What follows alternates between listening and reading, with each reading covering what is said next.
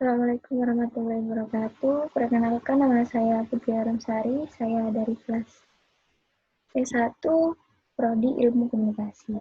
Saya akan menjelaskan tentang pengertian sistem komunikasi, relasi komunikasi antarpersonal, dan komunikasi interpersonal.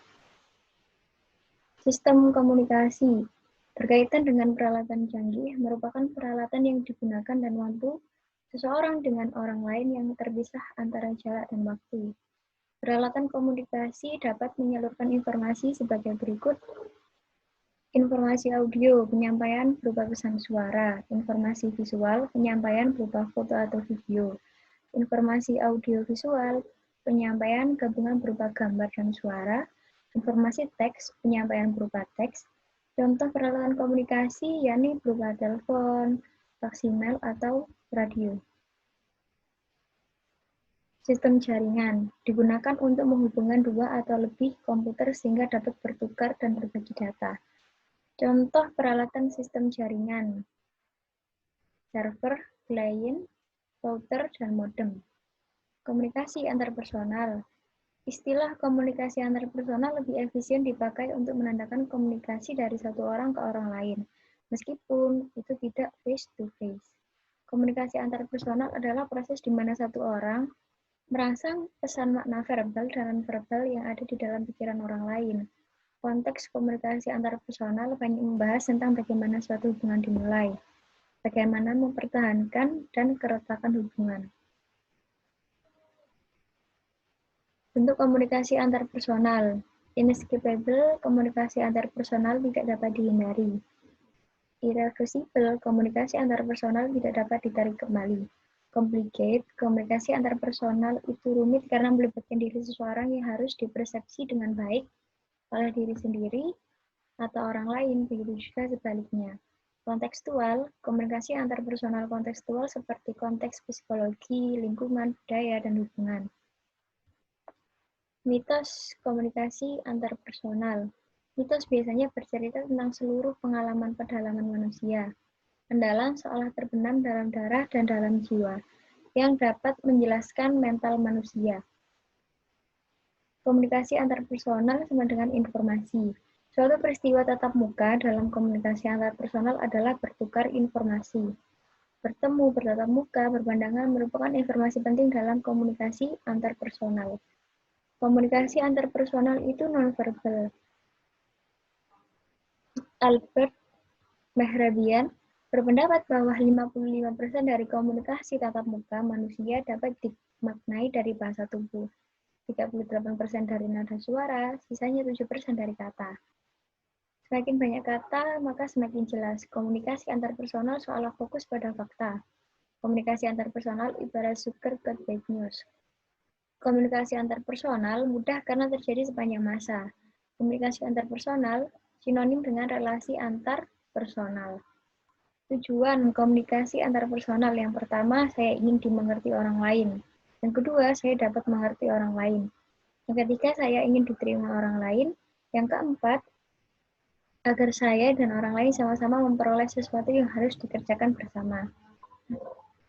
Manfaat komunikasi antarpersonal menurut Johnson. Yang pertama, komunikasi antarpersonal membantu perkembangan intelektual dan sosial individu. Yang kedua, identitas atau jati diri seseorang terbentuk dalam dan melalui komunikasi sesama. Yang ketiga, menguji cara pandang terhadap dunia. Yang keempat, menjaga kesehatan mental. Menurut Joseph DeVito, agar komunikasi antarpersonal efektif harus melakukan sebagai berikut. Yang pertama, positiveness atau berpikir positif. Yang kedua, openness atau terbuka. Yang ketiga, supportiveness atau dukungan. Yang keempat, equality atau kesetaraan. Yang terakhir, empati atau empati. Komunikasi intrapersonal. Komunikasi intrapersonal atau diri sendiri adalah penggunaan bahasa dan pikiran yang terjadi di dalam diri komunikator sendiri.